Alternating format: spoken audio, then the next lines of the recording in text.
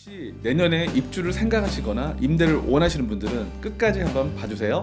일단 그래프를 보시게 되면 복잡하죠. 색깔별로 이렇게 쭉쭉 나와 있어가지고 복잡하실 텐데 주의 깊게 보셔야 될 부분은 5월달 거래량을 보시면 되는데 공통점이 5월달에 굉장히 저조하다. 6월달에는요 거래량이 늘어났습니다. 5월달엔 적고 6월달엔 거래량이 늘어났어요. 왜 그랬을까요?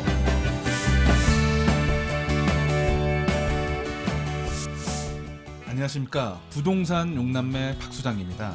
2020년 새해 시작이 됐습니다.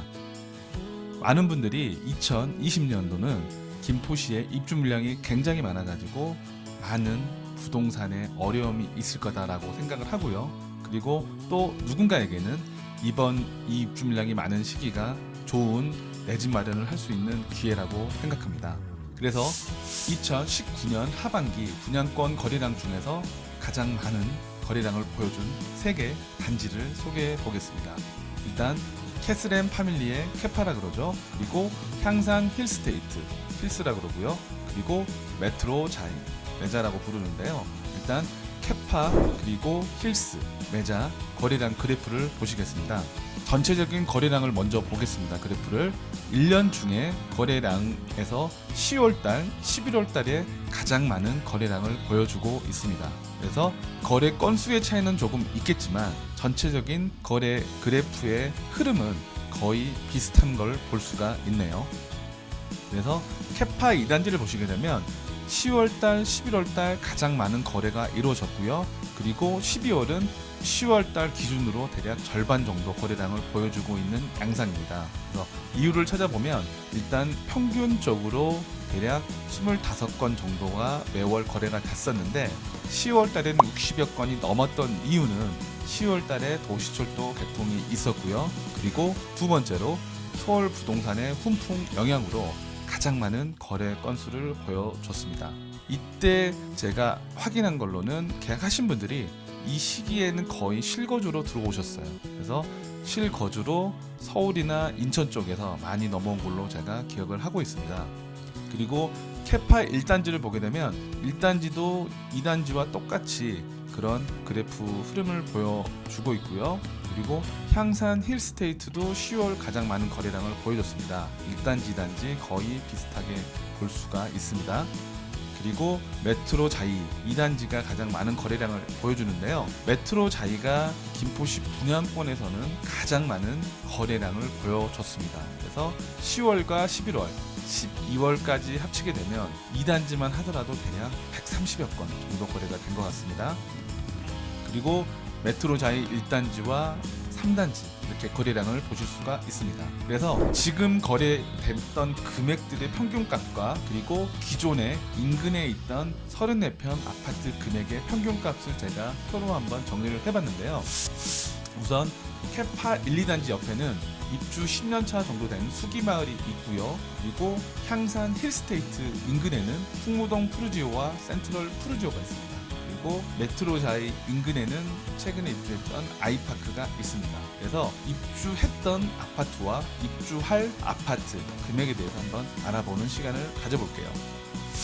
일단 캐파 1, 2단지는요 수기마을 2단지 최근 거래됐던 금액들이 5억대에서 5억 천 정도 거래됐었는데요. 캐파 2단지는 지금 이 금액을 넘어서고 있습니다. 그래서 평균값은 4억 9천 정도 보시면 될 것 같아요. 10년 된 수기마을 금액과 이제 올해 입주할 캐파 2단지가 입주를 마무리하게 되면 올해가 지나게 되면 내년에는 금액대가 얼마에 형성이 될까요? 한번 생각을 해보실 수가 있습니다. 실례로 한양 수자인이 있습니다. 비록 세대수가 400여 세대고 고천역 역세권이긴 하지만 입지가 조금 다르지만 그래도 6억의 거래가 됐던 실거래가를 보여주고 있다는 것. 그래서 캐파 2단지는 현재 5억 정도 되지만 수자인의 금액을 따라갈 것이다 라고 많은 분들이 그렇게 생각을 하실 수 있습니다. 그리고 향산 힐스테이트 1, 2단지는 풍무동 푸르지오와 풍무동 센트럴 푸르지오가 있는데요. 일단 84제곱미터 기준으로 34평 기준으로 금액대는 4억 6천 정도 되고요. 풍무동 센트럴 푸르지오가 평균 금액으로는 제가 5억 5천으로 표시했는데 이 이상 거래된 걸로 제가 알고 있습니다. 그리고 풍무동 푸르지오도 평균값이 4억 8천 정도. 그래서 향산 힐스테이트가 지금은 주변으로 해가지고 약간 정리가 잘 안 되어 있지만 입주를 하고 나서 여백이 채워지는 순간 이 금액에서 어디를 향해 갈까요? 그래서 향산 힐스테이트도 풍무동 푸르지오와 센트럴 푸르지오 금액대를 따라갈 것이다 라고 보실 수 있습니다. 그리고 아이파크는 4억 8천으로 표시를 했는데 5억 정도 선에 거래되는 거 저희가 알고 있고요. 평균 금액으로 표시를 했습니다. 그리고 메트로자이 1단지, 2단지, 3단지가 있습니다. 그래서 메트로자이는 현재 기준으로 84제곱미터가 대략 4억대 후반에서 5억대지만 이 아파트도 입주를 마무리하게 되면 6억대 고지를 향해서 달려나갈 아파트이고요. 그리고 메트로자이 인근으로 북변 4구역이 있습니다. 그래서 북변 4구역 아파트가 추후에 들어온다면 메트로자이 금액을 따라가는 양상을 보일 것이다 라고 보실 수 있습니다. 그래서 일단 올해 분양을 할지 예정이지만 여러분이 캐파 3단지가 분양을 한다면요, 분양 가격이 얼마일까요? 여러분이 예를 들어 땅을 갖고 있다면 얼마에 분양을 할까요?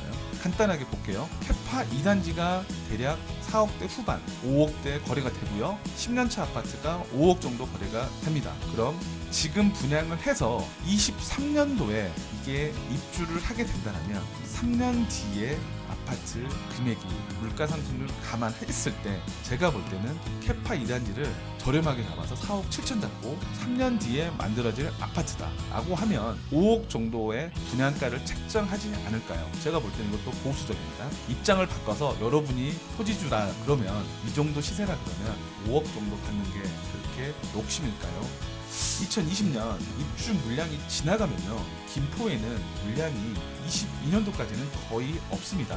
물론 검단 신도시 물량이 연결이 된다고 하지만 수요로 따져본다면 김포시 2020년 물량의 절반 정도가 1년에 공급이 되는 건데요. 그 정도 물량이면 큰 문제 없다라고 생각합니다. 일단 신도시 특성상 첫 입주가 시작이 될 때는 호불호가 많이 갈리게 되는데요. 현재의 불편함을 감수하고 미래 가치이냐 아니면 현재의 편안함이냐, 항상 먼지 날 때 불편을 감수한 분들이 좋은 일들이 많았었습니다. 그래서 김포 관점에서는 검단 신도시가 21년도에 대략 8,000여 세대 입주 물량이 나오는데요. 김포 관점에서는 검단 신도시 입주 물량이 그렇게 극복하기 어려운 물량은 아니라고 생각이 듭니다. 기차가 터널 속으로 들어갈 때요, 가장 어둡고 무서운 공포감이 있습니다. 터널 속에 있더라도 그 끝자락에서 한 줌의 빛이 보인다면 무섭지 않습니다.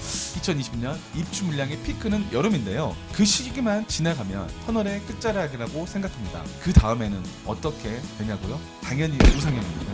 예를 들어볼게요. 대전이 5대 광역시 중에서요, 상승률로는 가장 안 좋았던 시기가 있었지만 항상 대전은 대기, 추후에 좋아질 거다라는 기대감만 있었습니다. 그래서 광주와 부산과 대구에 비해서 그 상승률이 굉장히 미미했던 시기가 있었습니다. 그렇지만 세종시 입주 물량의 큰 파도가 지나가니까 지금은 전국 상승률 상위권에 지금 올라가 있고요. 또 동탄 신도시 입주 물량의 큰 파도가 지나가니까 지금 수원의 매서운 상승세가 이루어지고 있습니다. 그래서 저는 보수적인 편이라 김포가 드라마틱하진 않지만 서울 근접성이 있는 어느 도시만큼은 상승할 거라 생각합니다. 일단 그 첫 단추인 캐슬앤 파밀리의 입주 물량 소화 속도를 보면 알 수가 있는데 현재까지는 매물들이 잘 소화되고 있다라고 보시면 될 것 같습니다. 다음 시간에는 기존 김포시 아파트에 대해서 정리해보는 시간을 가져볼게요. 풍무동, 사우동, 걸포동, 그리고 장기 운양 마산 구례동까지 알아보는 시간을 가져보겠습니다. 그럼 부동산 육남매 다음 시간에 또 만나요. 지금 보신 영상이 도움이 되셨나요? 도움이 되셨다면 왼쪽 구독 버튼을 꼭 눌러주시고 오른쪽 영상은 제가 추천하는 동영상입니다. 꼭 봐주세요.